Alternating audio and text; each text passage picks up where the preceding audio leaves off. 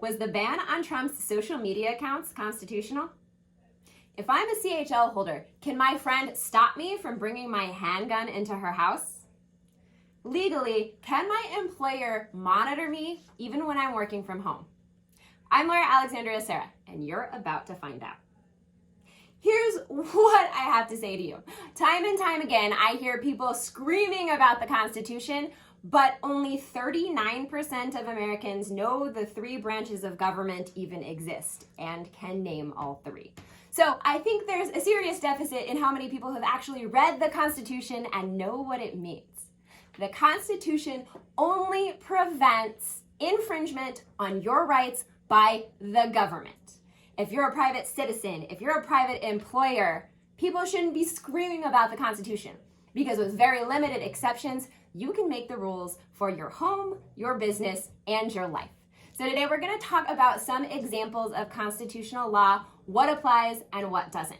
So government. Government is pretty general. We're talking the feds, state government, local government. So the police are part of government, so they can't infringe on these type of rights. Same thing with a government employer or peacefully assembling in public, all that good stuff. So the government can infringe on your constitutional rights. But your private employer, your friend, a private business, those people can make their own rules as long as they're not discriminatory based on race, sex, religion, what have you. So let's talk about some examples. I asked a question about what did you think about Trump's ban on social media, even on Stripe. They weren't allowing contributions to campaigns and whatnot. Totally legal. All of those platforms are private entities. So if you're owned or operated by the government, Constitution applies. If you're not, you're private and you can do what you want. So that's totally legal. If you've maybe posted something on Twitter or Instagram and been shadow banned by, posting a wrong hashtag or something like that, that's another way that they can censor you because you violated terms of use.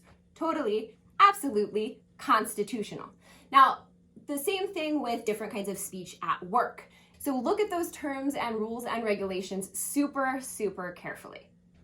It's important to know that the Constitution is a floor, not a ceiling. So the floor is basically, this is the minimum amount of rights that you would get. States can create more laws that are more what we call permissive, allowing you to do more things. So for example, when we're talking about the Second Amendment, right, Supreme Court has interpreted the Second Amendment to mean that states cannot prohibit you from having a handgun in your home, okay? Now, all states differ on their concealed, open carry laws. Texas is a very permissive state, so they allow you to do more things with your weapons than many other states, okay? But the Constitution is a floor that states can build on with more permissive laws. However, stores like, for example, Whole Foods has a no guns ban. So you can't even take your concealed handgun into Whole Foods. They have the right to refuse you service. That is perfectly constitutional because they are a private employer.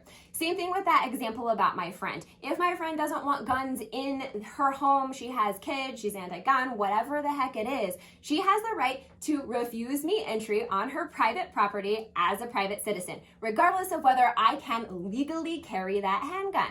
So those things are very relevant to what's happening right now. And as a private business, as a private person, don't be afraid to stand up for those things. On the other hand, apartment complexes can't ban you from having guns in your home in Texas. They can't ban your guests from having guns in your home if you make the decision to do so. So it just depends, business, citizen, what the state laws are. Finally, let's talk a little bit about the Fourth Amendment and what the government and private employers can and cannot do. So, no illegal search and seizure without probable cause or a warrant. You have more expectation and privacy in certain places like your home than you do in other places like your car. But private employers are different. If they have a reason to think that you're violating policies, that you're stealing equipment, that you're doing all that kind of stuff, they can search most certainly any business belongings, and in some cases, depending on what they've put in their employee handbook, your personal belongings as well. And they definitely have the right to monitor your activities while you're working from home on a work computer or what have you. So make sure you know what the policies are. And the Constitution, I'm gonna say this again, does not apply to those private entities. If you have any questions about this is going to be one of my several posts about the Constitution and sort of civics and government, because so many people don't understand what the heck is going on.